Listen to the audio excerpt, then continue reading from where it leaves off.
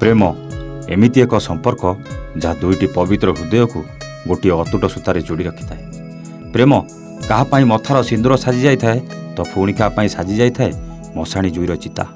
Eighty प्रेम को नहीं किए बजार में सौदा कर लगी थाए तो आउ क्या से साजी जाए मनर अकुआ कथा।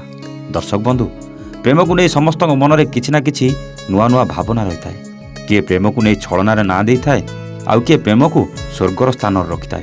आउ से प्रेम को किसी सुंदर स्मृति सजई रखापी प्रेमिकटीए हाथ में गोलाप धरी आसी पहुंची थाए ता मनर नायिका पाखरे। सेमिति आम कहानीर नायक मध्य निज मनर अकुआ कथा को नहीं पहुंची जाए ता मनर नायिका राजश्री पाखरे। आ समस्त सामने से निज प्रेम को प्रकाश करदिए। हेले राजश्री से दिन नीरव रही जाए। हेले कौन थिला से नीरवता पछर अकुआ कथाटा जो कथा कहवाकू से आज राजेश को देखा करने डाकी।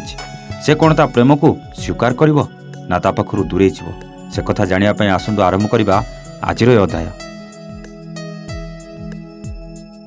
मत तो आसवाई डाकिला हेल्ले से कुआड़ गला। मत तो कहला ऑफिस पार्क को आसवाई किसी जरूरी कथा कह बोली।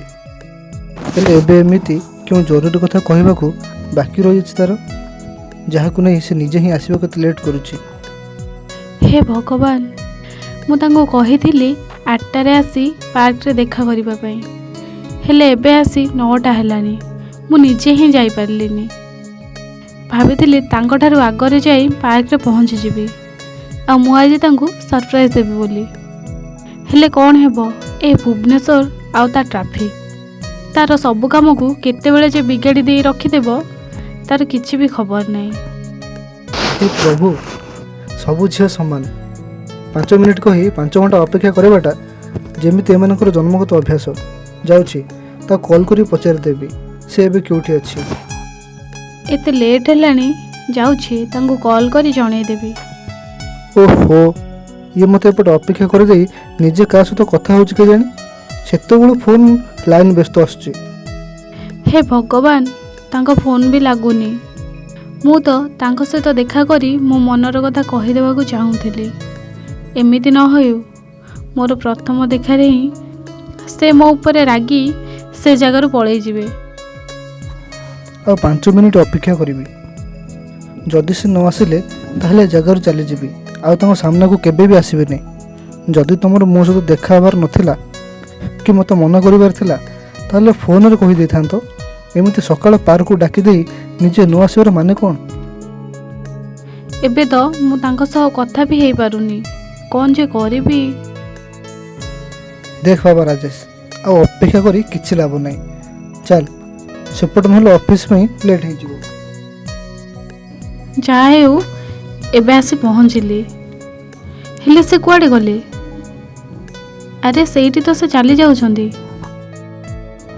राजेश, राजेश सुन। तुम एबे आसुछ? सॉरी राजेश, मोर भूल हो जाइछि। और से ट्रैफिक हौ छाड़, कौन कहबो बोली कहउतला पा कुह। हाँ कहबी, सेपट को चलो। अरे मो चॉकलेट आनी न। से चॉकलेट कौन अच्छे जे आनिबी?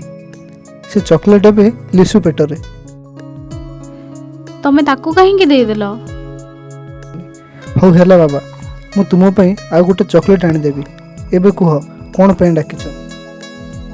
कहबी, एते जल्दी कौन जे? जल्दी? मु जगह रे 1.5 घंटा रे अपेक्षा करछि और तुमको जल्दी लागुछि? से कथा छाड़, एबे कुह। 1 मिनिट। अरे किए कॉल करथला? आ तुम आखिर लुह कौन पई? ना किछि नहीं। तुम एमती टेंशन काई नेउछ? कौन हेछि मते कुह। किए कॉल करथला सेटा तो कोन होले?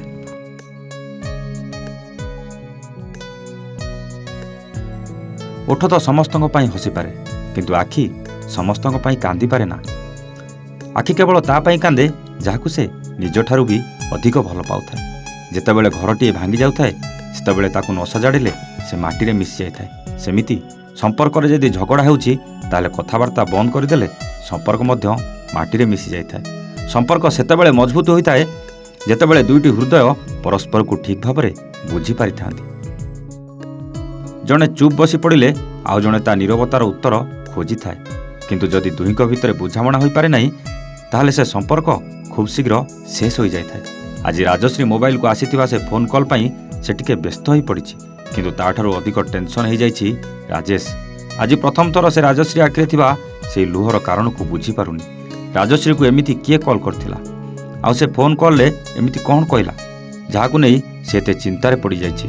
ସେ କଥା ଜାଣିବା ପାଇଁ ଅପେକ୍ଷା କରନ୍ତୁ ଆମର ଆଗାମୀ ଅଧ୍ୟାୟକୁ ଠିକ୍ ଏହି ସମୟରେ।